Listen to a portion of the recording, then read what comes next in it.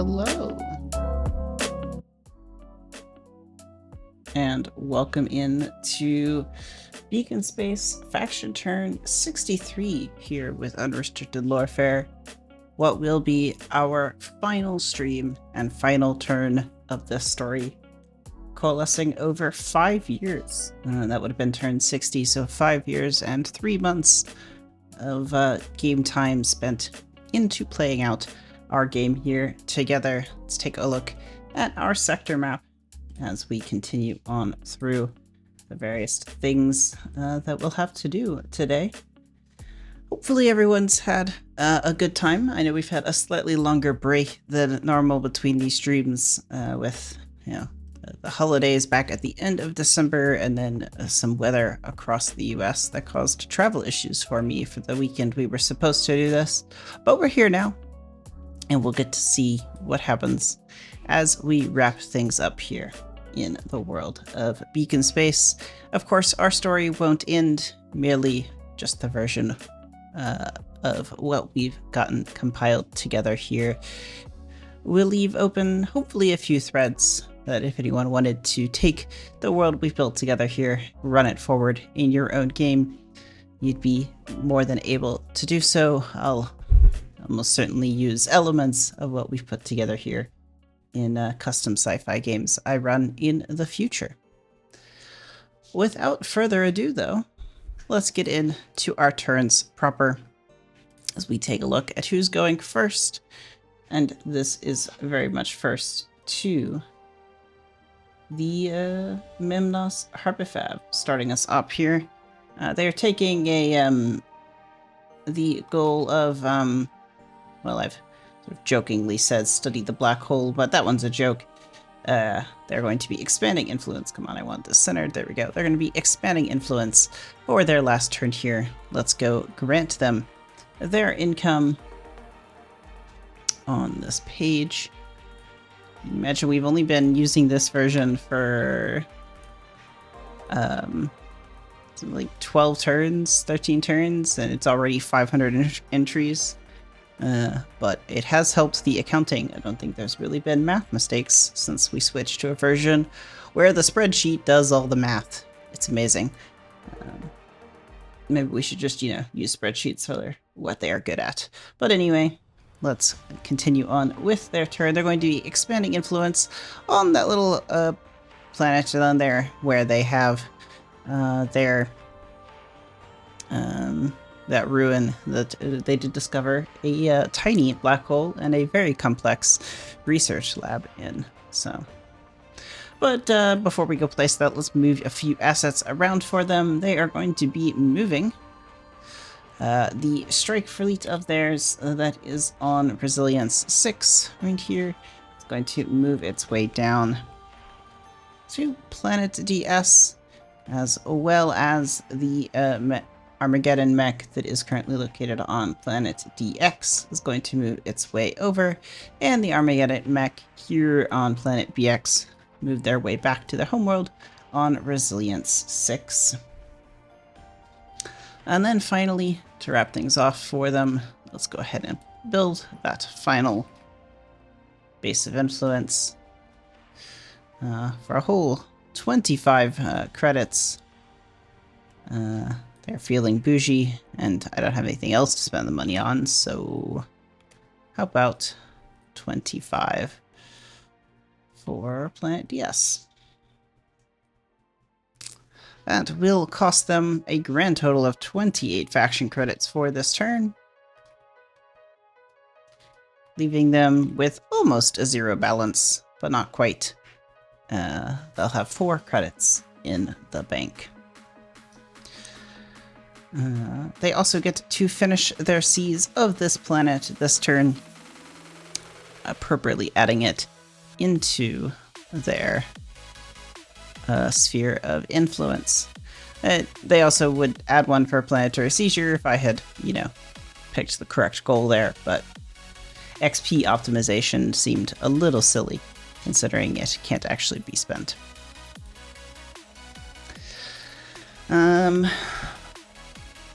They do have a name for this planet. Let me go find it.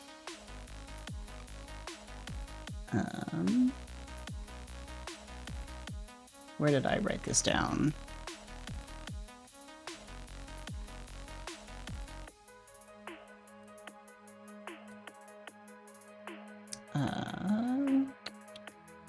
Let's make a previous reference.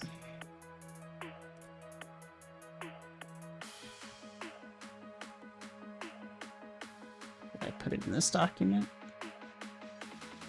Thought I was so prepared. There's always one thing you realize you forget. I may as well take the time to find it because, you know, it's not like we'll have too much of a thing here.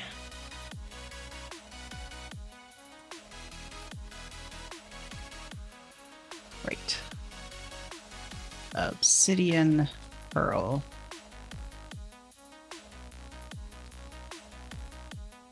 Is the name of that planet.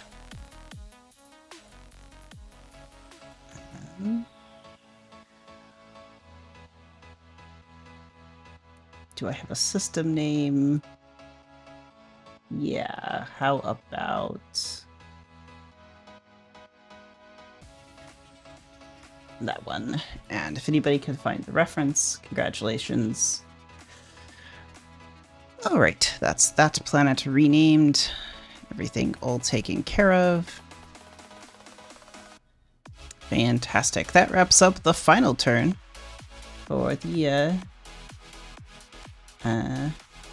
Mimnos Harbor Fab, which moves us on to our next faction, the Tahora Y, who are second this turn. They are taking the goal, well, keeping their goal of inside enemy territory to finish it up, but will collect their income of 18 faction credits. Appreciate that they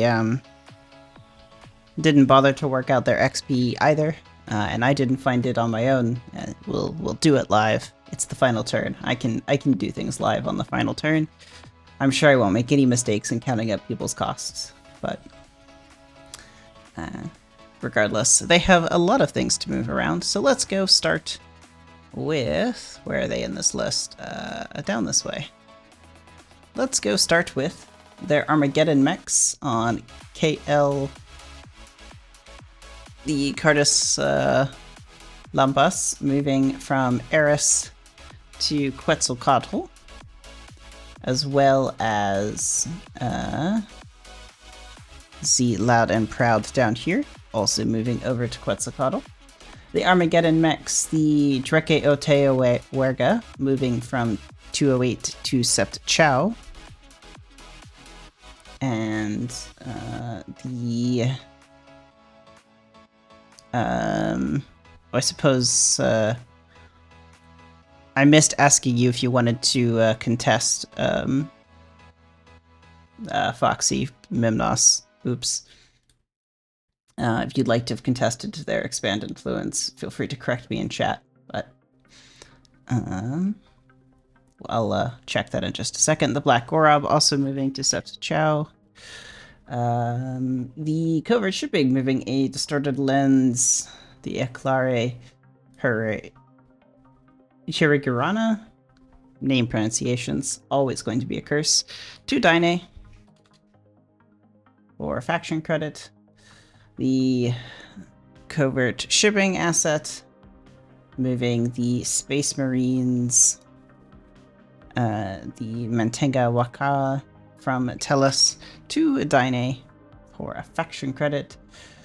And the Strike Fleet on Quetzalcoatl, which is going to move. The Strike Fleet that is on Tellus, excuse me, is moving to Quetzalcoatl. Strike Fleet, Strike Fleet, Strike Fleet.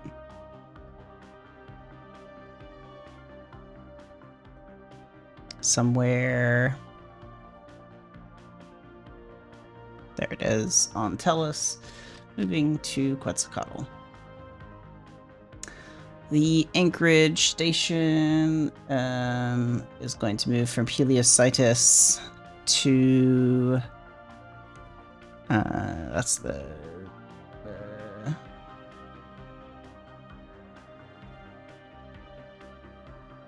Anchorage station from Hello Heliositis. Finding all of these is still a thing. Anchorage station. Let's go to this one. Moving from Heliositis to Tellus. The other one, moving itself, is just granting stealth to the lens that moved to Dyne so that it is co-located. Stealth. And then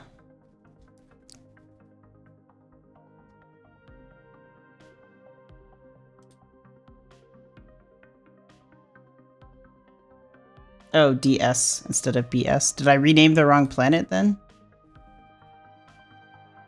I may have just renamed the wrong planet when I fixed that. Let's check this. Oops.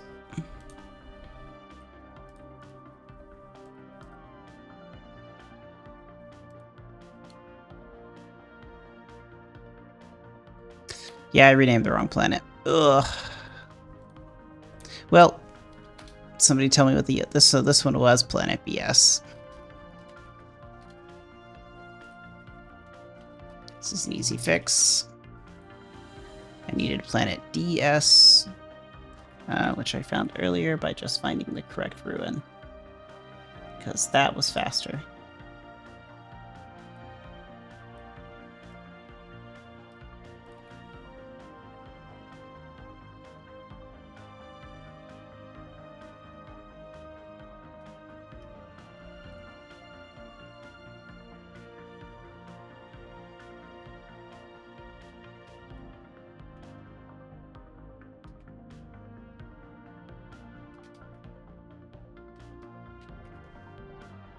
Done.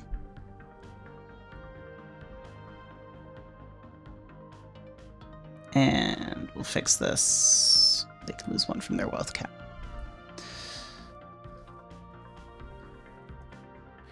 Fantastic.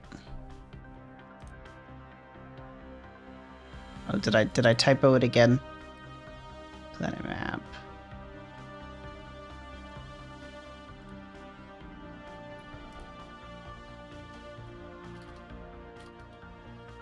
I did typo it.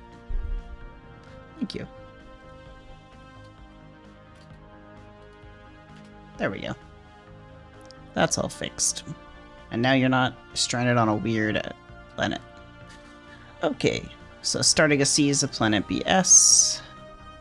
Tahora. They finished their goals. Seize Planet BS, 1 of 3.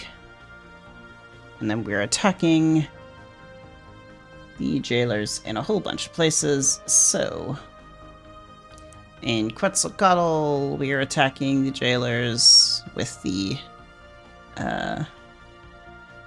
Armageddon mechs and a strike fleet that has all just moved here.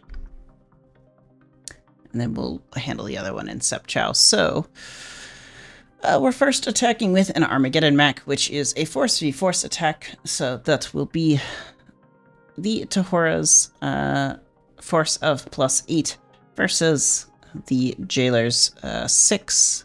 We'll defend first with the strike fleet here. So let's go ahead and make the attack rolls. We are overcharging with the Armageddon mechs for the Tahora Y, so it gains advantage and +3 to the damage if it is successful. So that's 2d10, keeping the highest one, +8 for the attackers, or a 17, and then 8d10 +6. It can't be beat for the defenders with a 9. Rolling the attack dice on an Armageddon mech of 2d8 +3. So this will kill the remaining strike fleet there. We're now forced to defend with the Armageddon mech for the jailers. So let's roll this attack again. That is a 17 as well. That is not possible to block. So a total of 6 damage on the attack there. This Armageddon mech has a 12, so it won't dock to that attack. Let's go The strike fleet at 3 HP is dead. Delete row. This one's down to 6. So finally we'll attack with the strike fleet. We do have the self-damage to wrap up on both these Armageddon mechs, so let's do that first. So that's a d6. So 3 and 5. Horror-wise Armageddon mechs on Quetzalcoatl. 11. And the other Armageddon mech on Quetzalcoatl is down here. It's now at 2. And then we have the strike fleet that's attacking. So this is just a d10 plus 8 for an 11. A d10 plus 6 for the defenders is a 10. So it's what's the strike fleet's damage? 2d6. So 7 will destroy the jailer asset, dealing just enough damage to destroy that Armageddon mech. Congratulations. Up next, we'll move on to Sep Chow, where we are attacking with a distorted lens, then 2 Armageddon mechs, and then a party machine. The jailers just have an Armageddon mech with 15 HP here.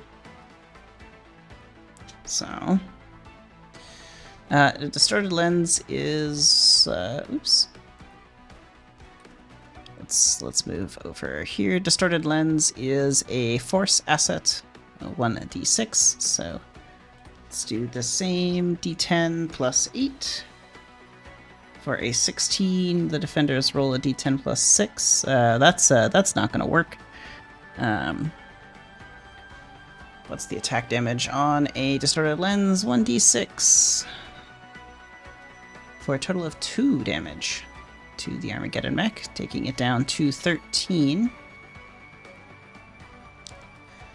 Up next, we have 2 overcharging Armageddon mechs again. So let's go handle those attack rolls. So that's an 18. Again, that can't be beat in a defense. And then we have the damage roll of 2d8 plus 3 for 13 damage, which is just enough to defeat this one with 1 attack roll. And we can delete that row as well. And we'll just need the 1 overcharge damage of 3 against the first Armageddon mech on Sep Chow.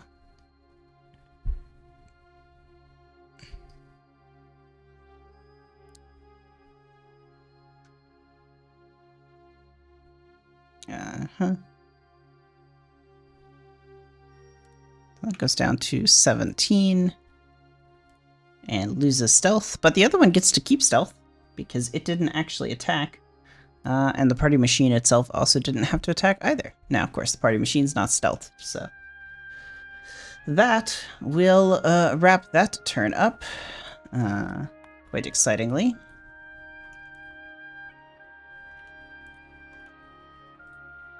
So that wraps everything up for them.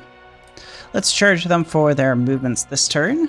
So in our costs, the Tahora Y owe the bank a grand total of 2, 4, 5, 6, 7, 8, 9, 10 faction credits for their turn, leaving them with a final balance of 109 faction credits at this point in time. We do get to check on anything else they were doing, so they did complete their inside enemy territory goal, so that'll take their XP up to 9. And of course they started a siege on this turn. That will wrap up in its entirety. Oh, the lens had advantage if it matters? Okay, well,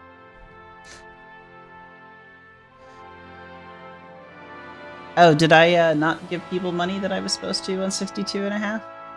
I thought I caught everything you had sent me.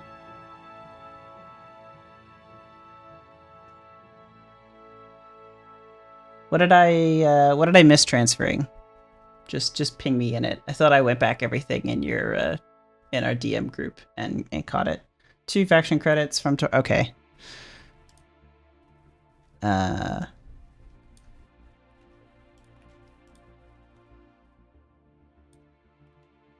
Copy, paste.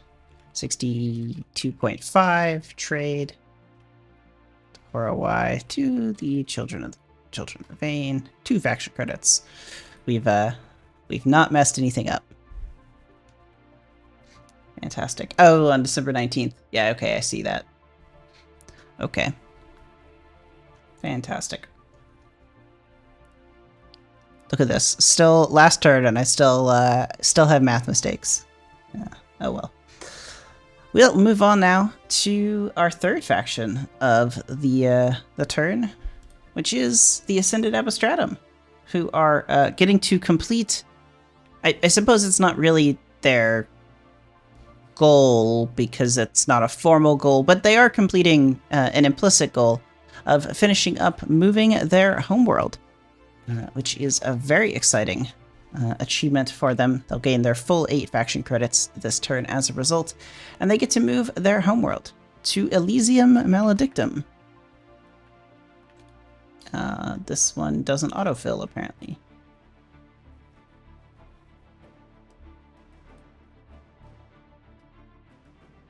There it is. Elysium Maledictum. Now the proud owners of their hopefully much larger base of influence. So let's find Ascended Apostratum's previous base of influence is on Icaros. It's now on Elysium Maledictum. And the Elysium Maledictum base of influence moves over to Icaros. And we should fix their homeworld on this map, as well as it is no longer Icaros, no longer shared in the same system of that of the Larkspur Combine. It has relocated across the map into a system that was yet to be named. But that is more than all right. That wraps up the Ascended Apostratum's turn, as they have fully found themselves relocated out in a new region of Beacon Space. What a fitting end for them as they wrap up their turn. That moves us right along to the Concord of Mutual Disdain, who are coming in 4th this faction turn. This is the page I want. They will be taking the goal of scouting a system and then seizing a planet. And then attacking jailers in some places where they seem to have already died. Tahura Y was very successful in that, but good group effort overall. So, scouting a system, let's move some things and give them their money. Transaction ledger 63. Income from the bank to the Concord of Mutual Disdain is a total of 8 faction credits.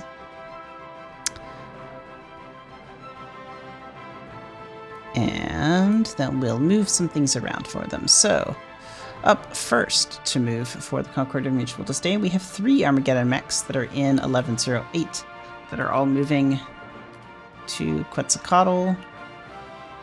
The Armageddon mech in one of these is moving to Tellus, one of these is moving to Nueva Guatemoc. The smugglers will begin a seize of planet CD. Well, let's go ahead. Seize planet CD, 1 of 3. And then They'll attack the jailers in Quetzalcoatl. All of the jailers in Quetzalcoatl have died. Somebody got there first. And then the other place, we'll just be attacking the jailers with everything anywhere they are located. So the jailers themselves are located in, looks like just the DG planet of DG in 0105, which is way over here, which is not where any of the Concord Mutual Disdain moved to. So we have no attacks that we need to roll for them. We will try to establish this research station out in Yili for them. So that will be a goal of some sort. Research station. I forget the a research base is a DC 8 roll, which they will more than easily complete with something like this being their appropriate roll. Congratulations. We're adding a sector object to... Oops.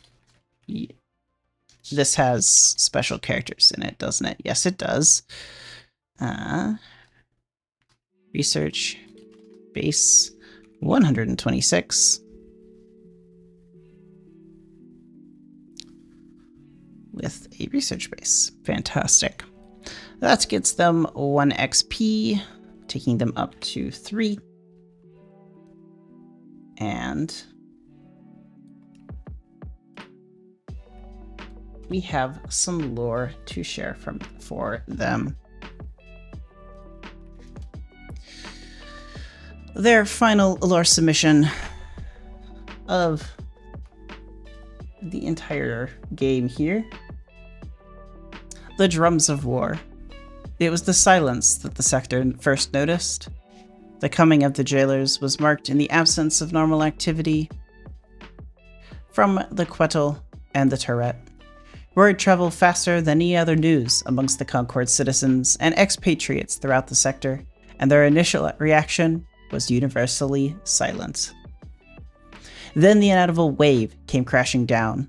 All throughout the sector, the once curious and amicable Quetzal and the stoic and noble Tourette were making arrangements.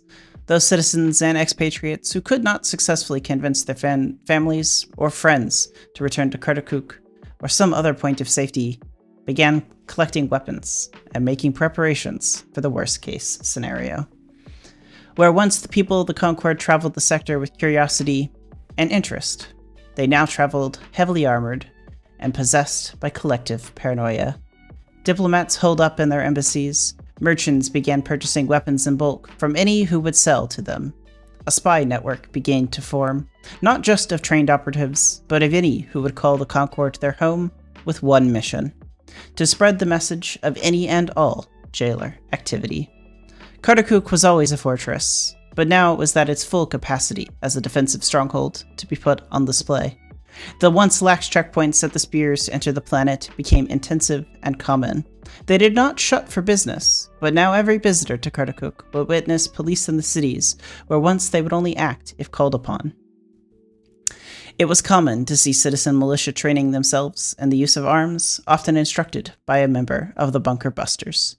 In the sector south, the Concord mission defined like-minded species who would defend each other from the jailers became a desperate rush for resources, both to fuel the awakening war machine and deny them from their fated enemy.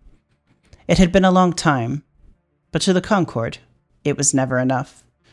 Yet, they had prepared for this day. They knew this time would come, and all they had done now was nothing but preparation for battle.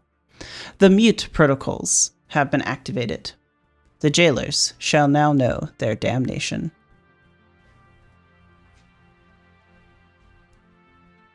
Fantastic. Very polite claps for the final Concord submission. Very good, very good. I appreciate it very much. Thank you to the Concord of Mutual Disdain for their final turn. Let's, of course, wrap up by making sure we give them their XP and charge them for those movements. Can't leave them with any debts to pay to the all-important bank.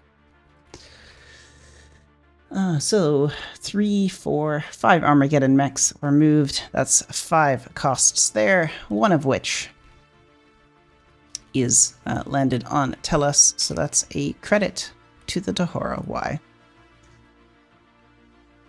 The Jailers are up next with their turn. They come in 5th, and we'll hear more about them with a sector wrap-up at the end of the stream. But until then, they have a simple final turn.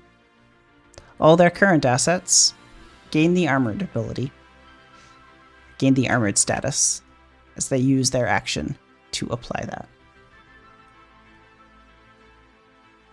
Which is just 2 strike fleets. How hard could that be?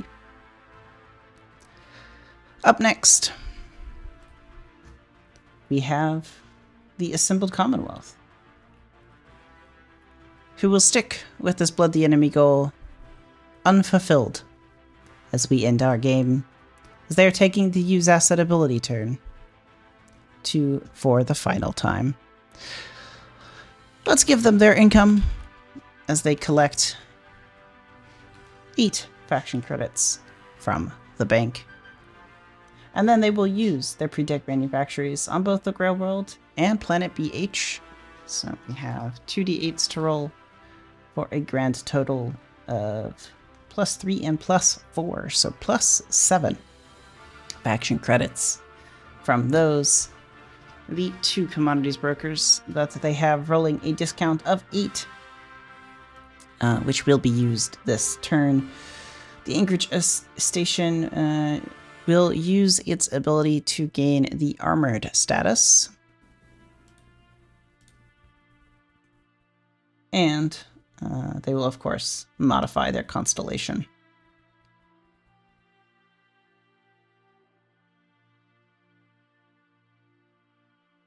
I've missed something in this list because they had a purchase. How did I miss that from their turn? I know they had a purchase. So I missed copying something over. Here it is. Oh, they just have 1 commodities broker. That's what I messed up. I duplicated that. Let's fix that. Faction turns. Whoop. So their discount is only whatever the first roll was, which is 3. They're going to be purchasing an Armageddon mech on Idarast for 33 faction credits.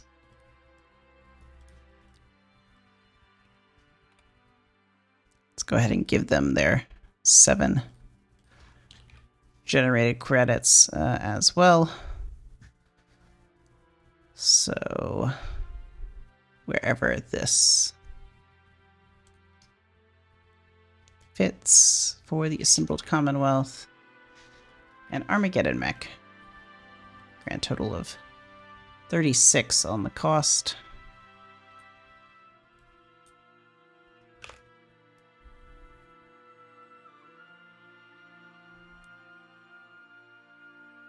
$2d8 purchased on Idarast. Fantastic. And of course, would be remiss not to give it purchase sickness. They are expanding their constellation. Let's go put these hex numbers in. So 1216, 0811, 0711. That does increase their bonus going up to a +8, which is important before they roll here to improve the biosphere of Idarast with their final roll. They need a DC 14 to make it all the way to Engineered, and an 11 will not succeed. But improving the biosphere does get them 1 modification point, as that's the actual goal that is being rolled for here. No, it is biosphere is different. So changing it to Engineered would have required a DC 14. So unfortunately, no success there on their final turn. Maybe this will be something for the Assembled Commonwealth to continue to work for as we see what happens past the turns we run. They did have a siege running. Planet BH ticks up to 2 of 3 unless they left that planet, which is possible. We should go check. No, they did. They do still have a pre-tech manufacturer here. Continuing that siege, and will be something that happens in the near future. That wraps up with the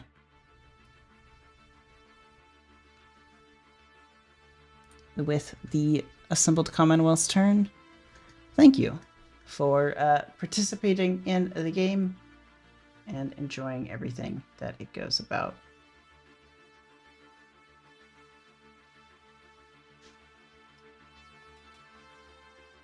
Fantastic. Which means we get to move on to the Tellus Council. They are 7th this faction turn, and it would be remiss if they didn't, of course, continue to do what they've been doing the entire game and generate money. They do, of course, 404 faction credits for their existence, but we have a lot of things to roll, and they'll almost certainly make more than that. First things first, we have a post-tech industry asset on the world of Tellus, which rolls a 6 for +2 faction credits. We have 2 pre-tech manufacturers rolling a D8 each, and that is +4 and +2 faction credits so far for a grand total of +8 on our running die. We then have a Harvester to roll for, which rolls a 3, gaining +1, taking that up to +9. And we have a Party Machine that rolls a 4, that makes a faction credit +10, doubled up to 20. Nothing that needs to re-trigger that Speculative Investors tag. What a successful turn for them in the generation of final assets. And I have realized we didn't charge the Assembled Commonwealth for their turn, so we should, of course, fix that.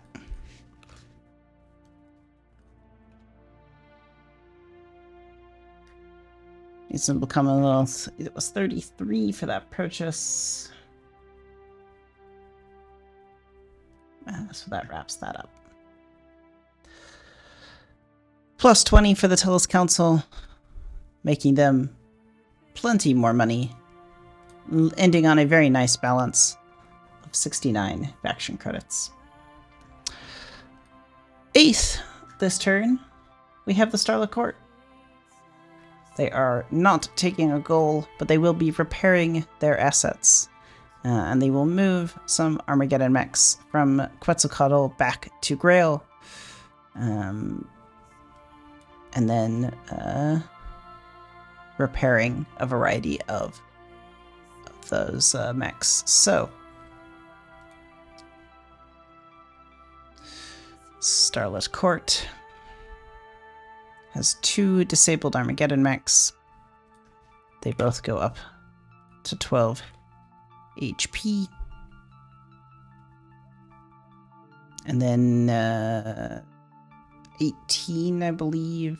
They go up once more.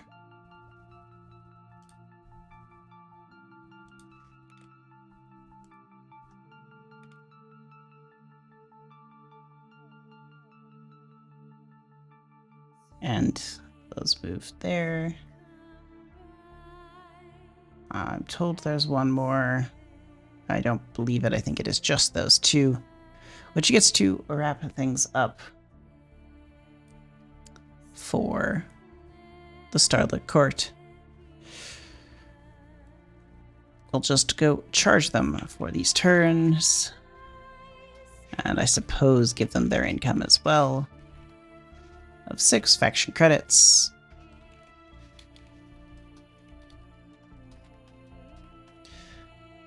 Total of 6 was spent on their turn. And they too have a final lore doc to share with us that they have wanted me to read out Welsh ++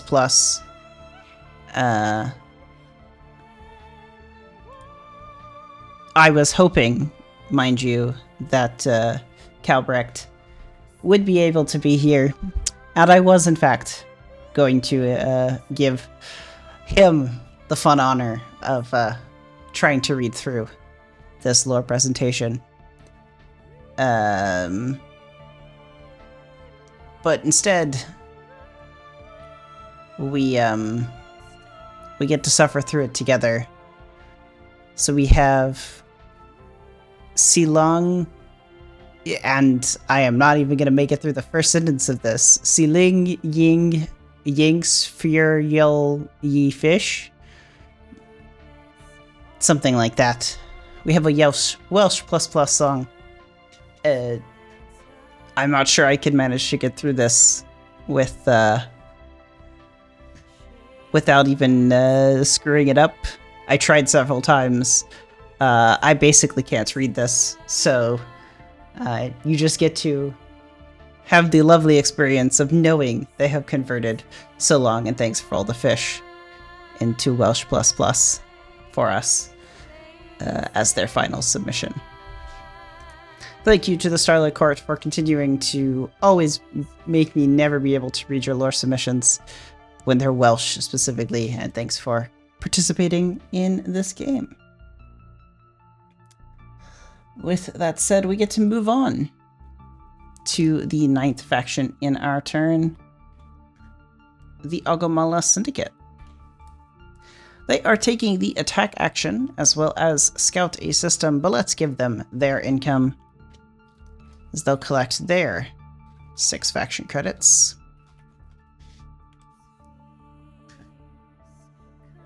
They are going to then move a variety of assets around. And I think have most of their attacks already have been dealt with, but not a problem.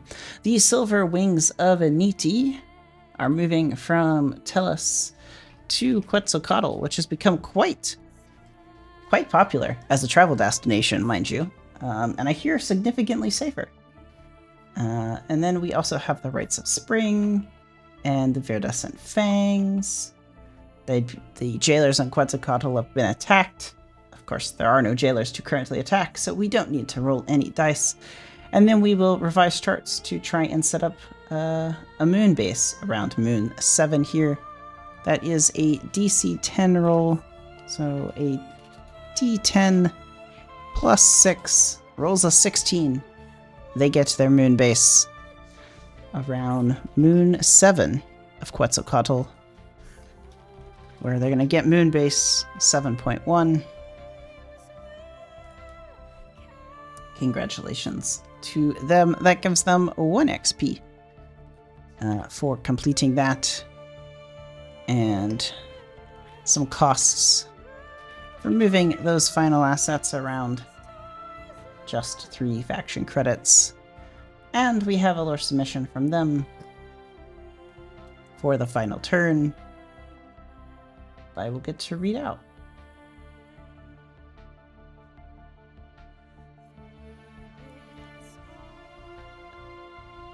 This is the stand at Sila's Reach. Let me zoom in slightly. The blurred lines of stars racing by beyond the view screen shrink and blink back to distant spectacles as the starship slows, nearing the outer regions of its destination system. Skyla's Reach is a complex area to navigate at best, enshrouded in an ever-shifting web of asteroids that serve as the first challenge to those who dare travel to Quetzalcoatl. The system's sole remaining planet has long held secrets to even its own people, scattered across with ruins from an unknown past. The scene spreads before the ship is dynamic, even beyond the usual interstellar objects. Ships dart back and forth, using the floating asteroid ranges as cover and weapons alike as they maneuver around each other in a deadly, precise dance. On the periphery, members of Quetzalcoatl's lodges keep close eye on the interlopers to their system, darting from the shadows to lay low to unsuspecting prey and wary opportunist in the face of powerful intruders. The distinctive sight of ships of the Starlit Court are less than a surprise that they may have once been, the recent transit of Sihi through Hunter's Vale having made the style of a necessary addition to the identification charts provided by the Transit Authority. On a particularly large asteroid, mechs swarm forth from a carrier craft, descending on one of the smaller opposing forces with an intense vigor. The craft they attack is strange, unmistakably alien, even in a sector filled with creatures of every type and form. Its speed seems too much for its bulk, a trail of particles gathering around as its resources are pulled from the debris surrounding it, pieces of damaged hull seeming to shift and patch over without outside intervention. The jailers boast technologies beyond that of most inhabited worlds, and after recent months of their abrupt incursions, the novelty of how new horrors was starting to wear thin, leaving bare the normalcy of the unexpected. Looking back along the far side of the view screen, more ships are amassing, the sleek shape of other Syndicate hunting craft. Opportunity had called them away, promised prey that had fallen through, a lesson in reactive expectations. Now, though, a greater foe called the fleets to familiar vistas. The Hunter's Vale, welcoming home those who had mapped the extents of its reaches. A threat, to be sure, but of more interest to those of Agumala's lodges, a legendary quarry. Few could say to have crossed ways with the jailers of legends and come away a victor. The opportunity tipped the scales for many. Danger versus destiny. Quetzalcoatl's ships grow bolder as they catch sight of the newcomers, daring couriers starting from beneath the shelters of asteroids to establish comms, eager for news on the happenings in the wider sector. Swift transit was always by way of Tellus these days, and all the gossip in the sector went with it. A most urgent note was of more jailers still plagued the sector, their strange craft appearing seemingly out of nowhere, forces amassing into fleets in mere days. They did so far show no sign of their advances stopping, though constant opposition had managed to bring their numbers low in most area, with forces dispersed between the systems. Within the Vale, though, they had been scattered from all but Skyla's reach, perhaps drawn by the ruins here, as so many others had throughout history. And here, within the reach, perhaps their downfall would open a new chapter for the sector, with new opportunities for those daring enough to reach for them. Thank you, Agumala, for your final submissions, and a fantastic note that it has been 63 turns and more than 5 years of stories. It's been great to get to play with you, and hopefully we will get to bring new stories together in the future.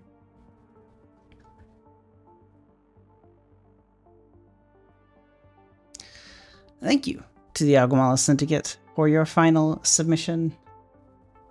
And you can celebrate that the Hunter's Vale, as soon as I actually update the map, is free of the jailer incursion. For now, as you know. Our 10th faction this turn is the Larkster Combine, as they continue their trend of having seemingly completed their goals many turns ago, and just look to make some money. But they do have one trick up their sleeves this turn. Let's go ahead and submit a bunch of party machine rolls and go from there. That is +1 money from that party machine. We've got 2 Post-Tech Industries to roll for with an identical roll, so that's +1 credit, -1 credit, so that breaks even. And a Harvester on Nuevo Asphodel. That doesn't seem to make much money this turn. That's only +1 in the generation aspect for them, but that's probably okay, as they are currently the richest faction.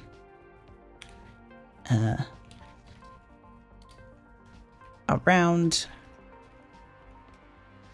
But they are going to contribute 45 faction credits to seemingly a random investment. On the new homeworld for the Ascended Epistratum, perhaps as a show of good faith for their once sector partners, the Ruin Clock on Elysium Maledictum is completed. 45 faction credits have been spent to unlock the best effects of the Gate Trajectory computer that is located on this world. Perhaps it was why the Elysium Maledictum called it home. But for now, all we can see is that the computer is active once more, with far more energy and far more computing power. While our time may end, the factions can rest easy, knowing that movement around Beacon Space, at least for the immediate future, has gotten easier if you're willing to enrich the Maledictum. All factions could now pay 1 faction credit as an action to activate this Ruins ability that would allow them to move an asset to this world or from this world to anywhere else. It can only be activated once for anybody but the Elysium, but it does allow you to teleport around a little bit faster. This does gain the Larkspur Combine an additional XP, as they will have contributed definitely far more than their well score. And the Planetary Governor now gains an additional faction credit per turn, which I need to go find the exact wording for, so that the sheet will in fact update and give them their +1 faction credit. Congratulations for the completion of that. That costs them a total of 45 faction credits, but that's seemingly a drop in the bucket for the Combine, as they'll still have over 100 faction credits left at the end of that purchase. They do gain 1 XP, taking them up to 3. And, yeah. What pleasure to see. Thank you to the Larkspur Combine for playing, and hopefully we get to see lots of you in the future, which just take us to our 11th faction, our other council, the Umbral Triumvirate, as they have 3 harvesters to roll for that do seem to have all made money this turn, perhaps a little bit better than the Concord, who are a part of that. Shouldn't be too surprised, though, at the Umbral Triumvirate's choice of action is much like the Tellus Council. Making money is what they are good at. Which brings us to our final faction, the Children of the Vein, getting to wrap things up here in slot 12. A final word, perhaps, from our player factions before I'll provide an ending of my own. But let's run through this, as they'll buy an asset to wrap things up, which is perhaps the most fitting end for a game revolving around assets on a spreadsheet that we all get to play this fun game with for the past 5 years. You can't make moves on the faction turn board without having your assets. So buying a final one here seems like a very fitting end. Children of the Vein do have several other things to do, of course. It's not the only thing you can do, being so late into the turn. So let's take a look at all of those actions. First up, we are going to move an Armageddon mech on Ingrid back to Tellus. This would trigger the pirate tag, but that's reduced by 1 here. We'll then heal the Pale Warden by 1 HP using the Tellus Council effect. We'll then move the Legacy of the Worms on Tellus to Dacia for faction credit. This does invoke a pirate tag. We'll move the Armageddon mech, the Ravenous Omen, excuse me, from Tellus to Dacia. Also activating the pirate tag. We'll activate a transit web on Tellus a few times here. First off, to move a commodities broker from Heliositis, which is which one? I see the one on Tellus. Come on, there it is. The one on Heliositis to Dyne. Then we have 2 hostile takeover assets and a commodities broker on Tellus that will also move to Dyne. This triggers quite a few more pirate tag activations. Finally, on the world of Morrow, we purchase an Armageddon mech for 24 faction credits with purchasing sickness. Oops.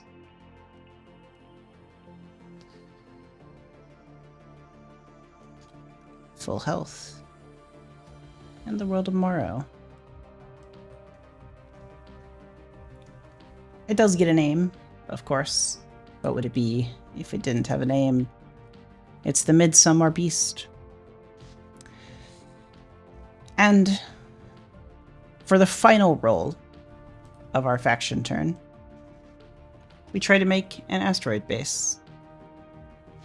Rerolling ones, a +8 to this roll for 10, which doesn't quite meet the difficulty of 11, as they've had the most unluckiest of rolls.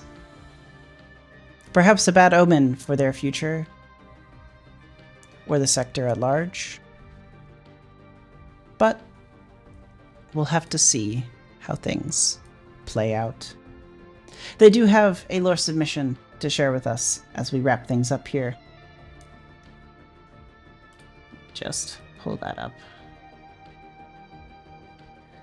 Siblings of the blood, cousins across the stars. With the close of this cycle, the children of the vein declare the long spring to finally be over.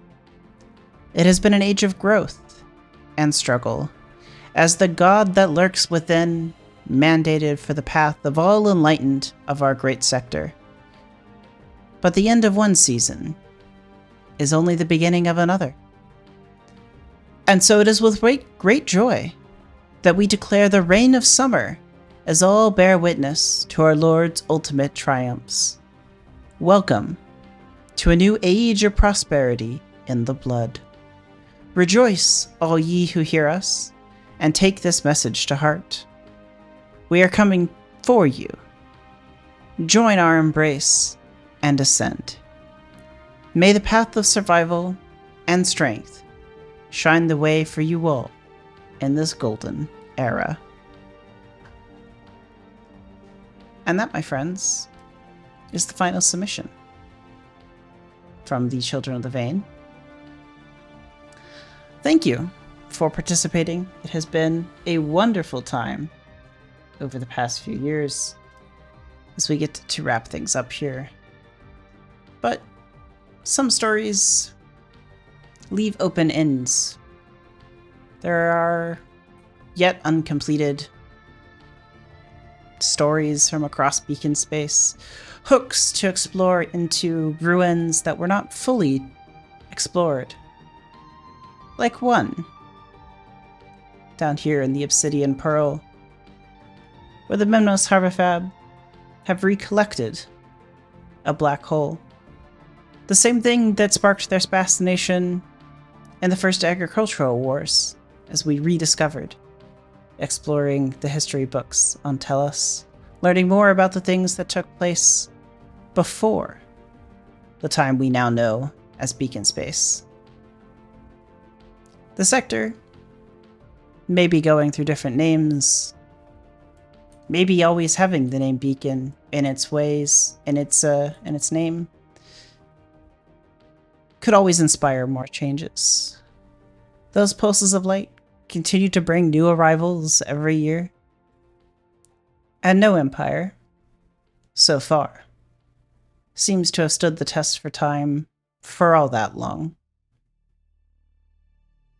Factions rise, they fall, as we saw with the death of one over our time here.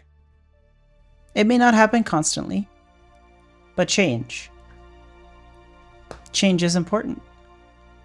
Much like exploring new lands, as the Elysium Maledictum is now the homeworld of the Ascended Epistratum, evolved from Ascent. Perhaps the World Post Office will never quite be the same. News still travels, of course, Tellus being a hub for rapid transit, but new places are now also capable of accelerating transit throughout the system. We get to see that Elysium Maledictum picks up as transit can travel through it at an accelerated pace. The Grow World also able to help transit take place and accelerating the delivery of starships far and wide. And of course, we didn't quite have everything. The jailers were still out there as we wrap up our story. Hanging out here on planet DG. What comes of them? What comes of the Mute Protocol?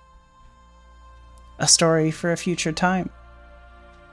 There's always more threads to explore, more intrigue to discover. And of course, that's not to say you couldn't dive in to any one of these factions and run your own game, determining the loyalty politics within the assembled Commonwealth, between the different branches of its government, and the intrigue as it spreads between the stars. Of course, they were the ones responsible for the destruction of the Institute. Maybe their scientists have bounded together, and there'll be a new internal struggle for enlightenment within the Commonwealth. The story of Beacon Space wraps up here, at least as far as we're telling it so far. Unrestricted Lorefare will stay around in some capacity, but we won't be running a consistent game, as we've done for the past 63 turns. I hope I still will see you all around on the Discord. I don't have any plans to make any drastic changes at the moment. You can keep your faction channels for now. And we'll see what happens to all of us. Hopefully we get to meet each other someday in their actual real world. I know I've gotten a chance to meet several of you, and it's always fun to be able to put faces to these names that you've known for many years online. Thank you everyone for participating in Beacon Space here, even if we did put this collection together out of its previous version that had an unceremonious end. I think we've made something better than what came before. Well, thank you everyone. I'm going to wrap things up here, and well, I won't be seeing you again next turn in the following month. Maybe we'll play another story sometime, over a weekend or a few weeks, with a short time frame, a known exploration of where we're looking to dive deeper into within the world of Beacon Space. I'll leave you, as always, with some chill tunes to wrap things up, and hopefully you have a good rest of your day. Goodbye.